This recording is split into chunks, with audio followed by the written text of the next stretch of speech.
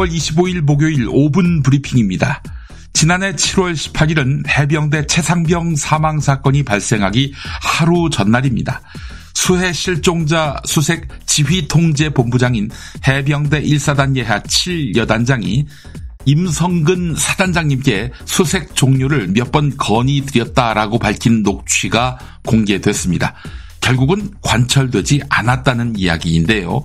임성근 씨는 최상병이 숨진 채 발견된 이후 자신은 그런 수색을 지시한 바가 없다고 주장하고 있죠. 한편 조선일보 양상훈 주필은 최상병 특검을 받는 상상력이 여권에 필요하다 이렇게 주장했습니다. 별일 아닌 걸로 끝날 거다. 양상훈 주필은 이런 가당치도 않은 이야기를 하고 있는데요. 거부권을 만약에 행사할 경우 그에 따른 후폭풍을 염려하는 것으로 보입니다. 더불어민주당 이재명 대표는 국민 3사람 가운데 2사람이 최상병 특검에 찬성한다라며 다시 한번 정권을 압박했습니다. 한편 이재명 대표는 권리당원 중심의 정당을 강조했습니다. 이번 공천에서 현역 의원 교체율이 40%였다는 점을 거론하며 민주당이 당원 중심의 정당으로 질적 전환했기 때문에 앞으로 역할이 더 커질 것이라고 강조한 것입니다. 이재명 대표는 한 당원이 국회의장 후보자나 원내대표도 당원이 선출하게 하자라고 제안하자 일단은 성급하다라고 말하면서도 장기적으로 논의를 해봐야 할 것이라고도 했습니다. 동아일보는 이 발언을 소개하면서 결과적으로 강성 팬덤 정치를 극대화할 것이라는 우려를 덧붙였습니다. 서울시가 한강 물 위에 오피스텔과 호텔, 도시명 마라나를 짓고 리버버스를 띄워 2030년까지 한강 수상 이용자를 연 1,000만 명으로 늘리겠다는 계획을 세웠습니다. 연간 9,256억의 경제 효과라는 장밋빛 청사진도 내놓았지만은 경제성의 의문이 제기되고 개발에 따른 환경 파괴 우려도 나옵니다. 이뿐 아니라 누구에게 이득을 주려고 저러는지 의문이다. 이런 의혹도 제기됩니다. 사실 오세훈 시장을 넉놓고 믿기는 그렇습니다. 예전에 벌였던 한강 르네상스 사업에도 세비섬, 한강 교량 전망 카페, 수상 택시 등 비슷한 수상 시설들이 포함됐지만 경제성에는 의문 부호가 붙어왔습니다. 정부는 의료계가 통일된 의대 증원안을 제시하면 2026학년도 의대 증원 규모를 다시 논의할 수 있다는 입장을 정한 것으로 알려졌습니다.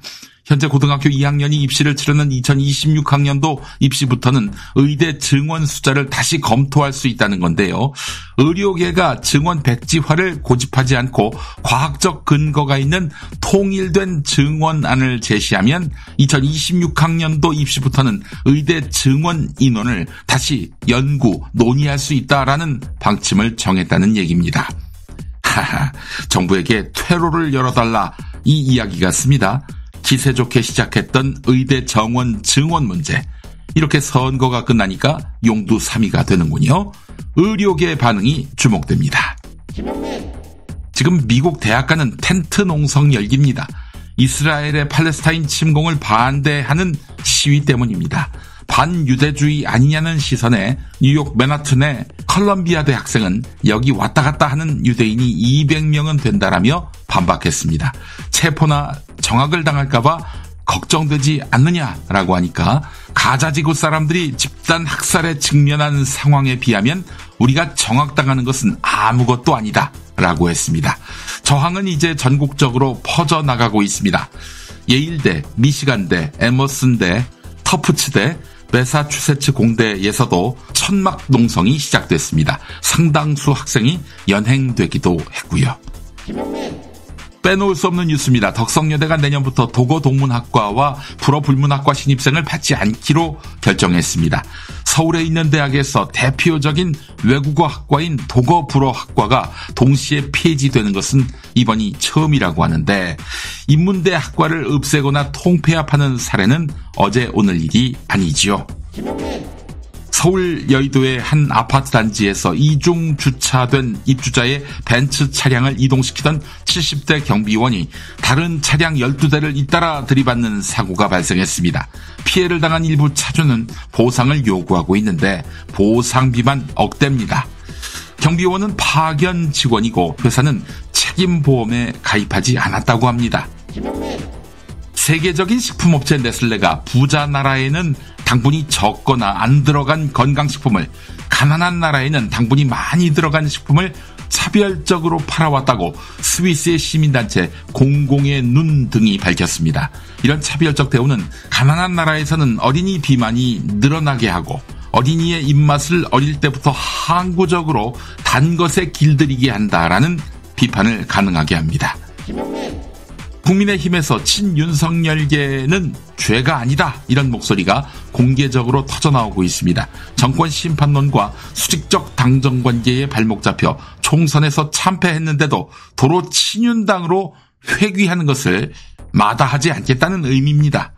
당대표에는 이제 친윤이 된 나경원 당선인이 꼽힙니다.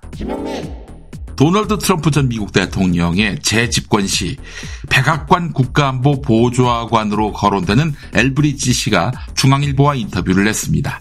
미국은 한반도의 핵 우산 강화 약속을 지킬 수 없다, 이렇게 단언했는데요. 그러면서 하는 얘기가, 그래서 한국의 독자적 핵무장까지 고려한 모든 카드를 테이블 위에 올려야 한다라는 것입니다. 핵무장을 주장하는 국내 보수들 좋아하겠네요. 5분 브리핑이었습니다.